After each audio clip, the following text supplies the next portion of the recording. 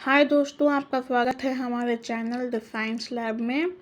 तो आज हम पढ़ने जा रहे हैं केमिस्ट्री का 6th लेसन जो है केमिकल रिएक्शंस। ठीक है, तो हम पहले देखेंगे केमिकल रिएक्शन क्या है।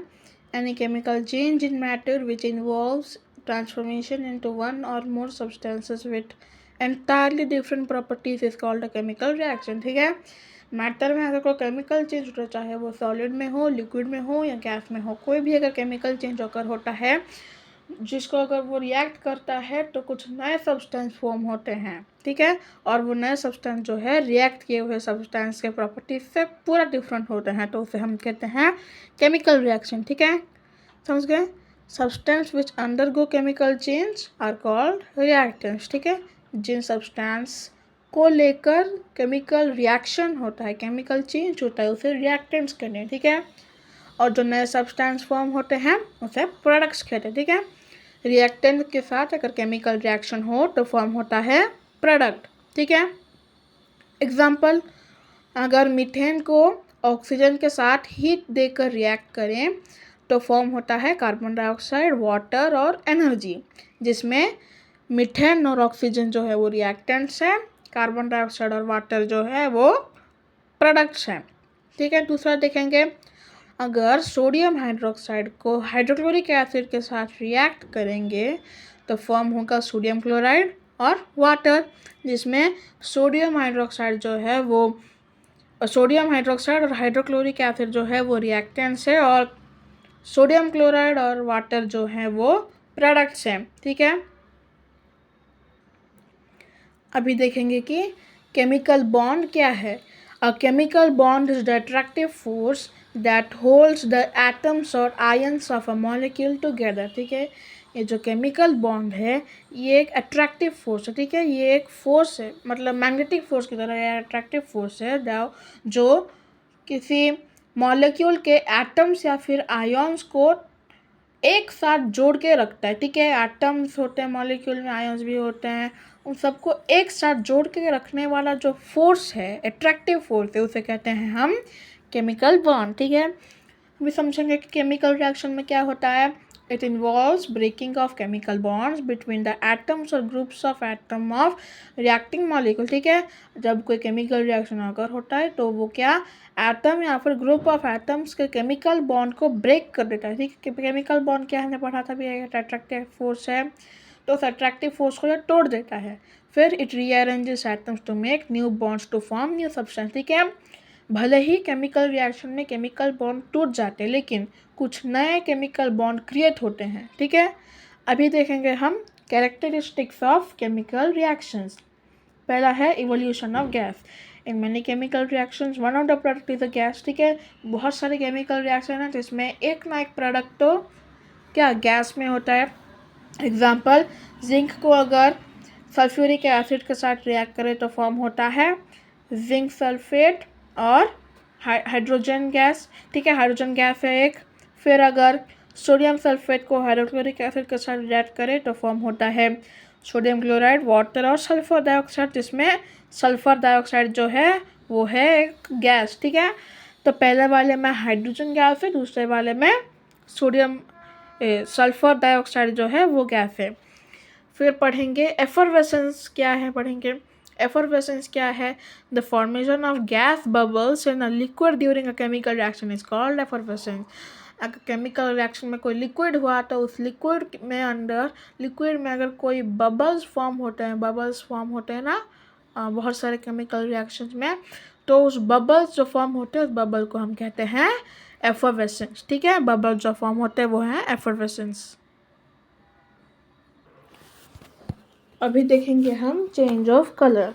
Certain reactions are characterised by change of colour in reactants. ठीक है, अगर कोई रिएक्शन होता है तो रिएक्टेंट्स के कलर भी कभी कभी चेंज हो जाते हैं। एग्जाम्पल, अगर आयरन को कॉपर सल्फेट के साथ अगर रिएक्ट करे तो फॉर्म होता है आयरन सल्फेट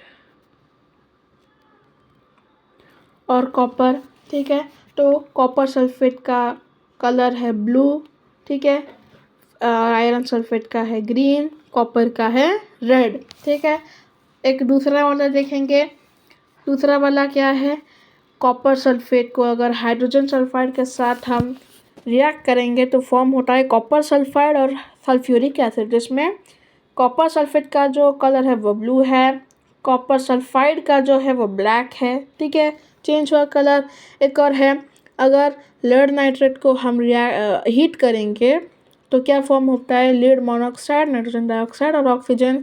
लेड नाइट्रेट का जो कलर है वो वाइट है और लेड मोनोऑक्साइड का जो वो पेल येलो है और नाइट्रोजन डाइऑक्साइड का जो है वो रेडिश ब्राउन है। ठीक है, अभी तीसरा वाला देखेंगे जो है फॉर्मेशन ऑफ प्रेसिपिटेट्स।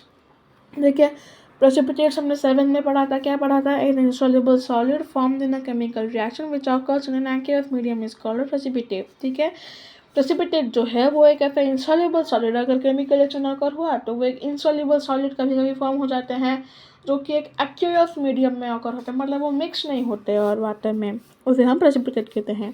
ठीक है, एग्जाम्पल, अगर सिल्वर नाइट्रेट को हम सोडियम क्लोराइड के साथ रिएक्ट करें तो फॉर्म होता है सिल्वर क्लोराइड, जो कि एक वाइट प्रेसिपिटेट है, और सोडियम नाइट्रेट। ठीक है, सोडियम नाइट्रेट एक्वस सॉल्यूशन में है, सोडियम क्लोराइड भी एक्वस सॉल्यूशन में है, और सिल्वर नाइट्रेट भी जो है वो एक्वस सॉल्यूशन में है। अभी देखेंगे हम change of state in many chemical reaction, change of state is observe. ठीक है, फॉर एग्जांपल, अगर हम हाइड्रोजन को ऑक्सीजन के साथ रिएक्ट करेंगे, हाइड्रोजन और ऑक्सीजन तो है गैस लेकिन फॉर्म होता है लिक्विड। ठीक है, तो क्या होता है ना, रिएक्शन में कभी कभी हमने देखा होगा कहीं एस दिया होता है, कहीं एल, कहीं ए क्यू और कहीं जी। तो उनका मतलब क्या है, अगर किसी रिएक्शन में एस दिया हो तो वो होता है सॉलिड, अगर किसी में एल दिया हो तो वो होता है लिक्विड, और अगर किसी में जी दिया तो वो गैसियस, और ए क्यू दिया हो तो वो एक एक्वस सॉल्यूशन है। ठीक है, एग्जाम्पल देखेंगे, अगर हाइड्रोजन सल्फाइड को क्लोरीन के साथ रिएक्ट करेंगे तो फॉर्म होता है हाइड्रोजन क्लोराइड और सल्फर। ठीक है, देखिए हाइड्रोजन सल्फाइड जो है वो एक गैस है, क्लोरीन भी गैस है। ठीक है, हाइड्रोजन क्लोराइड भी गैस है, लेकिन सल्फर जो है वो सॉलिड है, और सल्फर का कलर क्या है, येलो। एक और देखेंगे, अगर हम एमोनिया को हाइड्रोजन क्लोराइड के साथ रिएक्ट करेंगे तो फॉर्म होता है एमोनियम क्लोराइड। ठीक है, जिसमें एमोनिया गैस में गैसियस स्टेट में है, हाइड्रोक्लोरिक एसिड, हाइड्रोजन क्लोराइड यानी हाइड्रोक्लोरिक एसिड भी गैसियस स्टेट में है, और एमोनियम क्लोराइड सॉलिड स्टेट में है। ठीक है, अभी चेंज इन एनर्जी देखेंगे, during chemical reaction change in energy takes place. ठीक है, एग्जांपल देखते क्या है, when burning of fuel a large amount of heat is released in form of heat and light। ठीक है, जब हम किसी फ्यूल को बर्न करते हैं तो क्या होता है, हीट और लाइट रिलीज होते हैं ना। ठीक है, एक और जो हमने पहले वाले रिएक्शन में देखा था कि अगर हम मीथेन को ऑक्सीजन के साथ हीट देकर रिएक्ट करेंगे तो कार्बन डाइऑक्साइड और वाटर एनर्जी भी रिलीज होता है। ठीक है, एक और देखते चलो, during the composition of calcium carbonate को अगर हम डिकम्पोज कर दे तो क्या फॉर्म होता है, कैल्शियम कार्बोनेट को अगर हीट करेंगे तो हीट एनर्जी को उसे चाहिए होगा ना, हीट एनर्जी से ही कैल्शियम कार्बोनेट जो है हीट डिकम्पोज हो जाएगा। ठीक है, तो आज के लिए इतना ही रहने देते हैं। Next condition necessary for chemical reaction हम अगले वीडियो में डिस्कस करेंगे। आज के लिए इतना ही है, लाइक करें, शेयर करें, सब्सक्राइब करें। Thank you.